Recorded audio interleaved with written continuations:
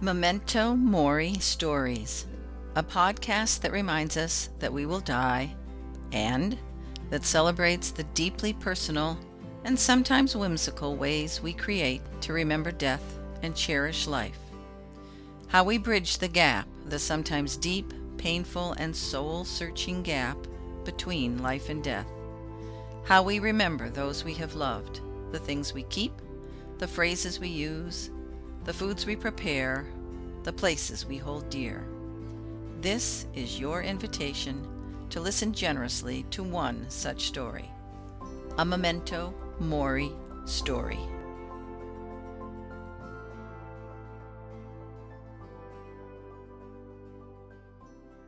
I have a ladder that's a smaller ladder. It's probably more like 3.5 feet tall. It's splattered with paint.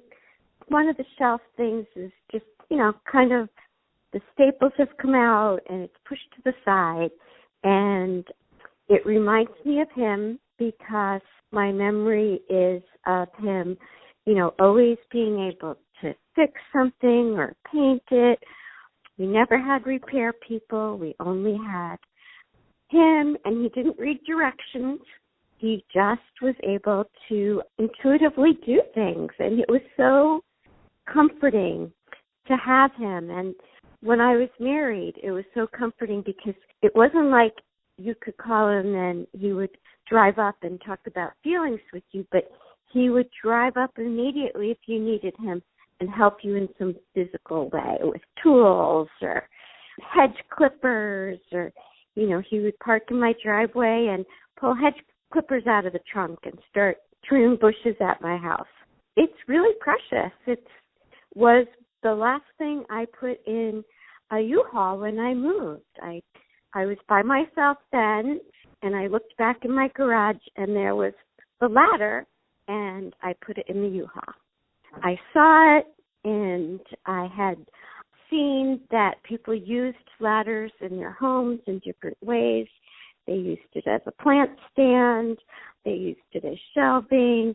They used it as a Christmas tree, and I chose to decorate it and use it for my Christmas tree at Christmas, and right now it's a plant stand.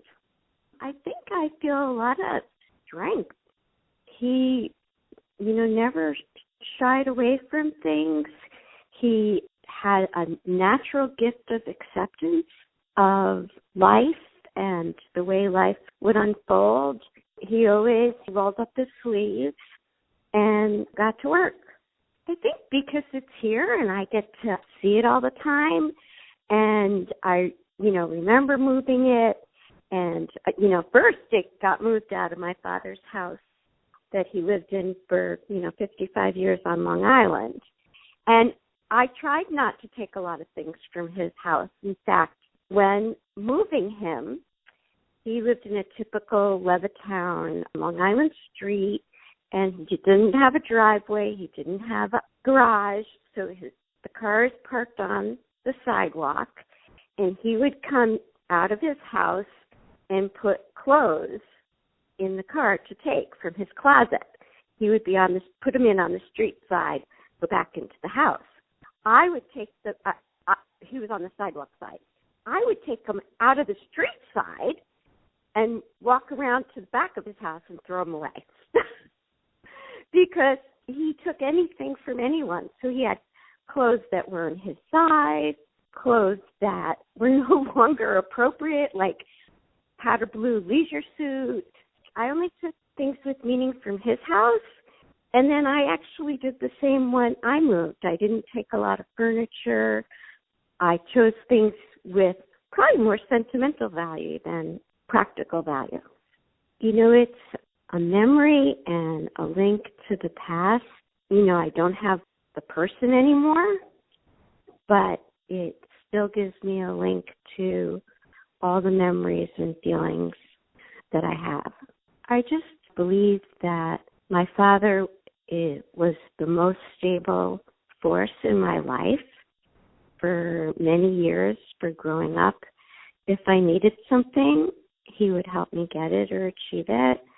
And later on, when he was a widower for 36 years, he was able to step up and continue to do that. My oldest was born a year and a half, actually 6 months after my mother died. And when my daughter was born was when he rallied and stepped in, because he had to be the grandfather who crawled around on the floor and carried a new dresser upstairs by himself. So he was a very stable person in my life. Thanks for listening. Compassion and listening are so valuable in bringing healing to our lives after loss. So, how about you? Do you have a story about something that reminds you of a special someone, a beloved pet, an event, or a place that brings comfort?